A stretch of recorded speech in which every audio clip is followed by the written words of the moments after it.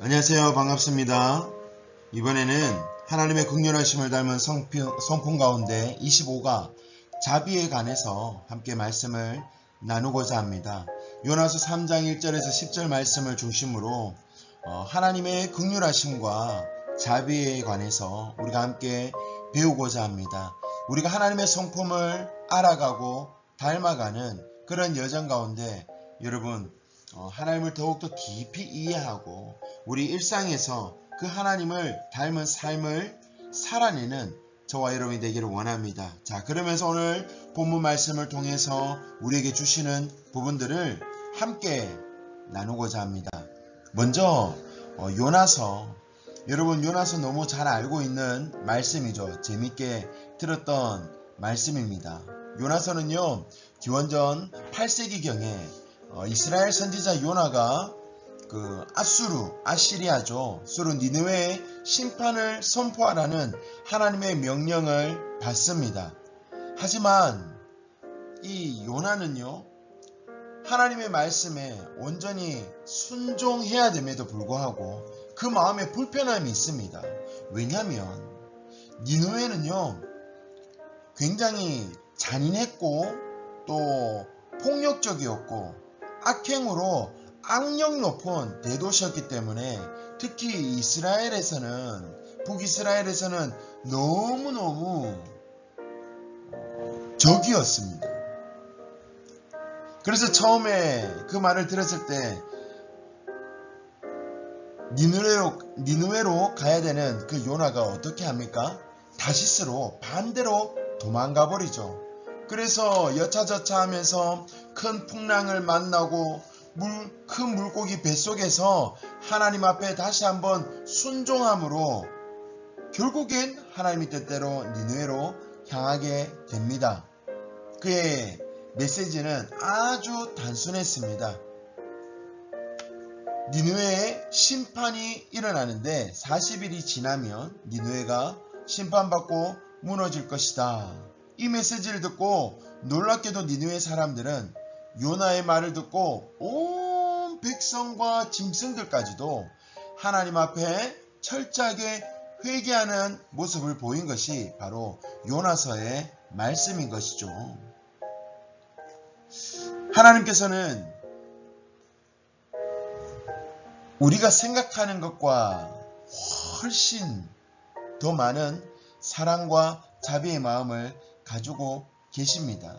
우리는 실수하고 잘못하고 죄가 있는 사람을 배척하고 용서하지 않는 그런 마음들이 있지만 하나님은 그렇지 않거든요. 헨리 나우에는 이렇게 말을 했습니다. 하나님은 실수한 자를 끝까지 포기하지 않으신다고요. 이 요나의 장면이, 이 말씀이 우리 모두에게 위로가 됩니다. 우리는 연약하고 실패하지만 여전히 하나님은 우리를 부르십니다. 하나님의 부르심은요, 거부할 수 없는 은혜의 끈질김이라고 칼 바르트는 이야기했습니다. 인간의 불순종에도 불구하고 하나님은 절대 포기하지 않으시고 하나님의 일을 해가십니다.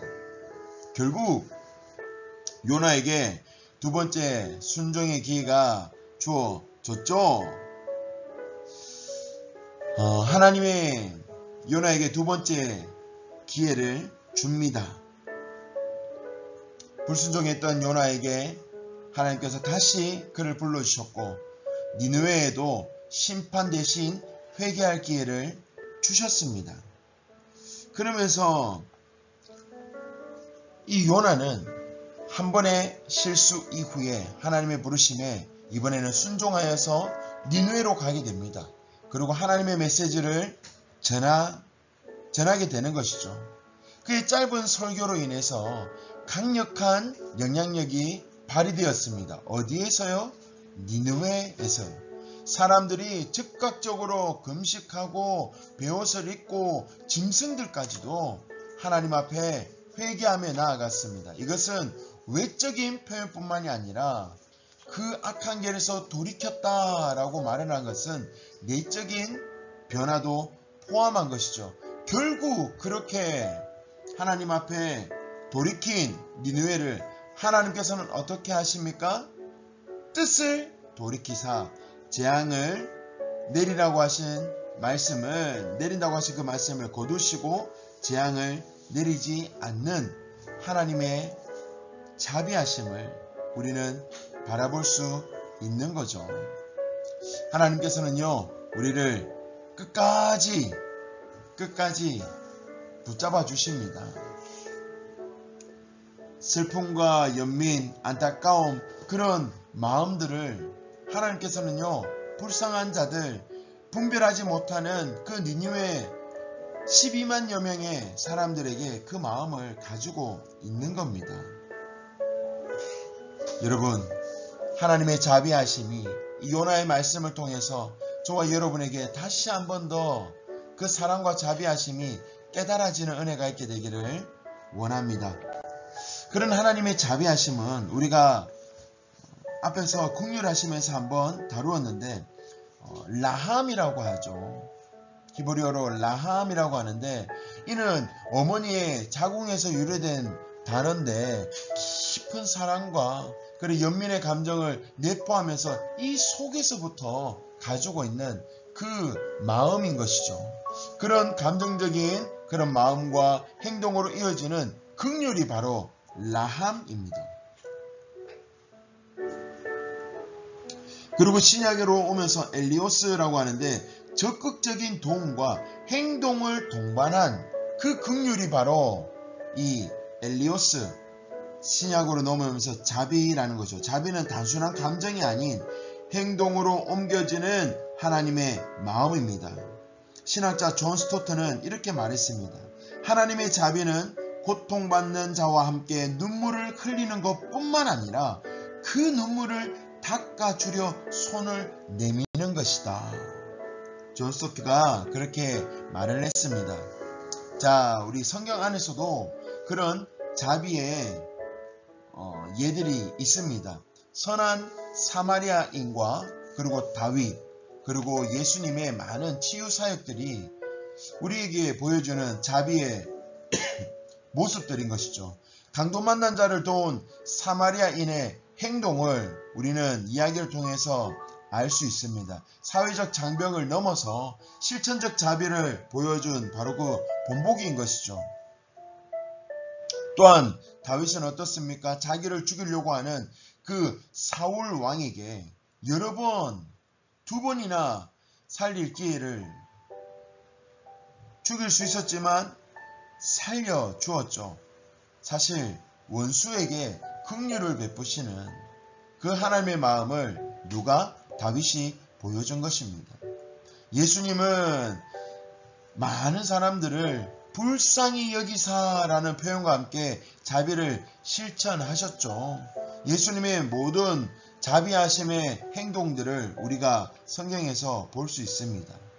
이런 부분들을 우리에게 말씀하는 이유가 무엇이겠습니까?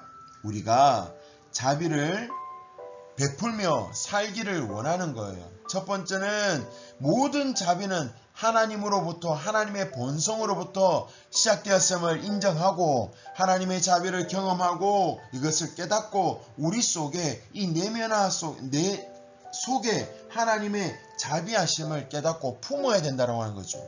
그리고 이것을 어디? 우리 가까운 이웃들에게, 도움이 필요한 이웃들에게 확장시키는 겁니다. 물질적인 뿐만이 아니라 정서적, 마음, 그리고 용서까지도 포함하면서 하나님의 자비하심을 베푸는 겁니다. 그리고 심지어는 어디에까지?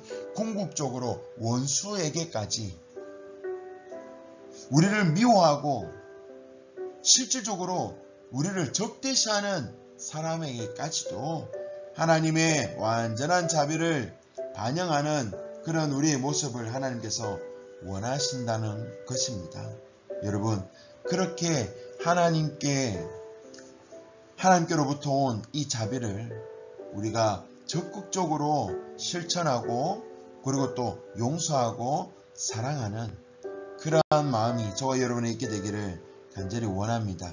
자, 그러면 여러분, 삶에서 자비를 적용하는 방법입니다. 매일의 삶에서 작은 실천과 이해하려고 그리고 용서하기를 시작하십시오. 가족, 직장, 동료, 이웃, 하나님의 자비를 마음껏 반영하는 여러분의 삶이 되기를 원합니다.